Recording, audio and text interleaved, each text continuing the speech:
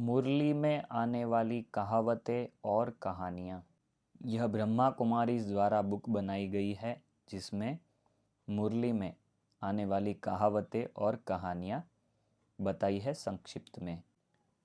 इस बुक का तृतीय अध्याय है जिसमें साकार मुरलियों में कहानियाँ जो आती है उसका संक्षिप्त विवरण है और उसके आध्यात्मिक भाव इसमें बताए गए हैं।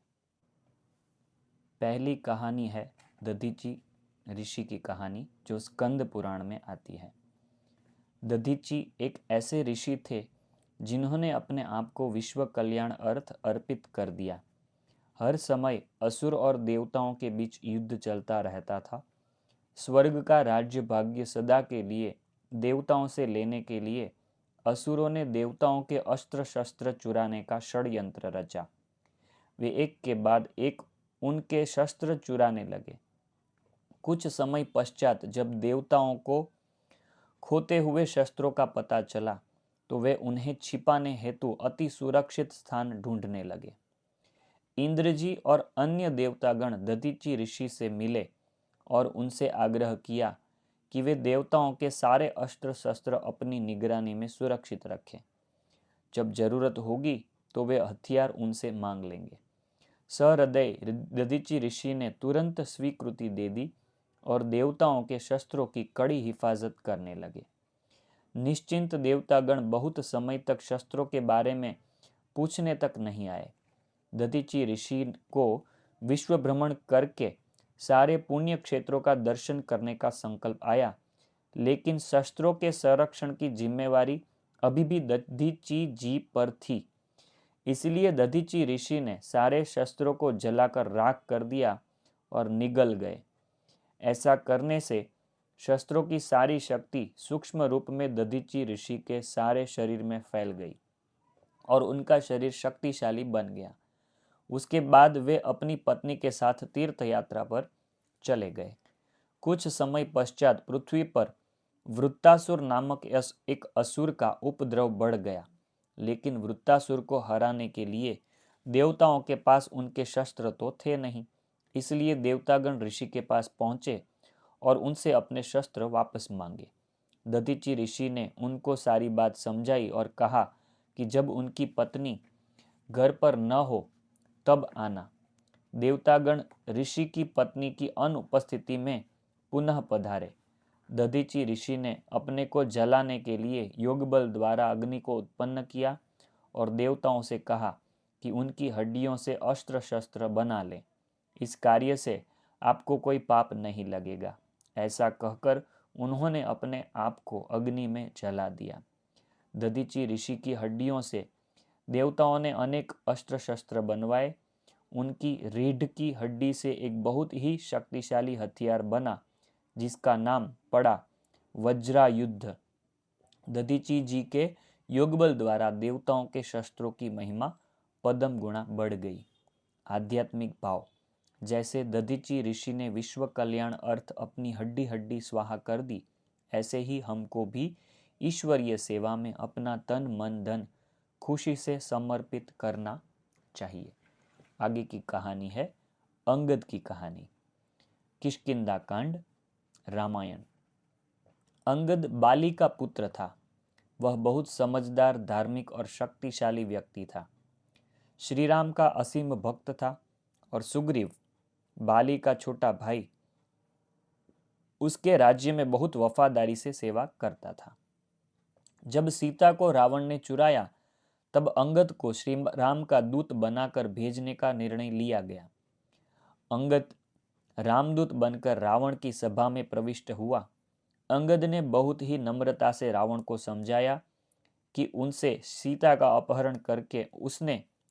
अपहरण करके बहुत बड़ा पाप किया है, इसलिए वो अपना अपराध स्वीकार कर सीता जी को छोड़ श्री राम की चरण में आ जाए। घमंडी रावण ने अंगद को कहा कि वह उन्हें एक क्षण में उठा फेंकेगा। तब अंगद ने रावण को ललकारते हुए कहा कि इतनी मेहनत करने की जरूरत नहीं है। अगर वह अपनी शक्ति दिखाना चाहता है तो उनका एक पैर ही हिलाकर दिखाए। सभा में उपस्थित सभी राक्षस वीरों ने अंगद का पैर हिलाने का भरसक प्रयास किया, परंतु असमर्थ रहे। जब रावण अंगद के पैर को पकड़कर हिलाने के लिए आगे बढ़ा तो अंगद ने कहा, हे रावण, मेरे पांव पकड़ने के बजाय यदि श्री राम की शरण लोगे तो पुण्य आत्मा बन जाओगे। आध्यात्मिक भाव है निश्चय बुद्धि विजयंती। अंगद की कहानी इस मंत्र का प्रत्यक्ष प्रमाण है। अंगद की अटूट भक्ति भावना और संपूर्ण निश्चय श्री राम में था, इसलिए उनको कोई हिला नहीं सका। इसी तरह माया भी बुद्धि रूपी पांव को हिलाने के लिए भिन्न भिन्न रूपों से भिन्न भिन्न समय पर आती है। जो निश्चय बुद्धि है उनका माया कुछ भी बिगाड़ नहीं सकती है। तीसरा कहानी है गज और ग्राह का, जो भागवत में आती है अष्टम स्कंधम में।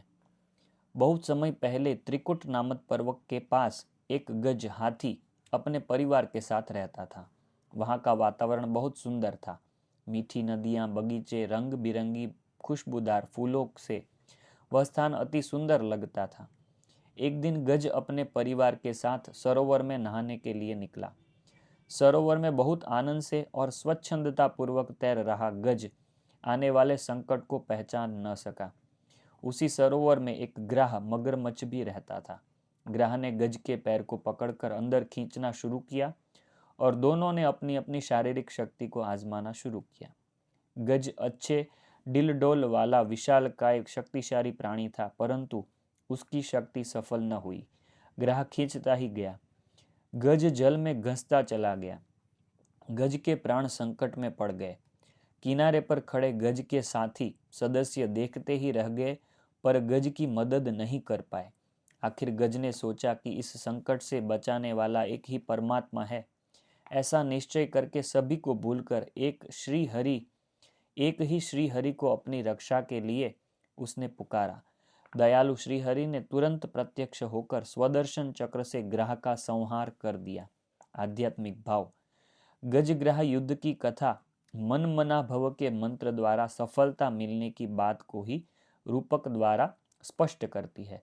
जब गज पूरा डूब जाता है और केवल सुंड का थोड़ा हिस्सा ही रह जाता है, तब वह अपनी शक्ति को, अपने संबंधियों को तथा अपने आप को भूलकर अनेकता से निकलकर एक परमपिता परमात्मा को याद करता है। उस अंतिम समय में याद करते ही उसे तुरंत ईश्वरीय सहायता मिलती है। यही स्थिति मन मना भव की स्थिति है।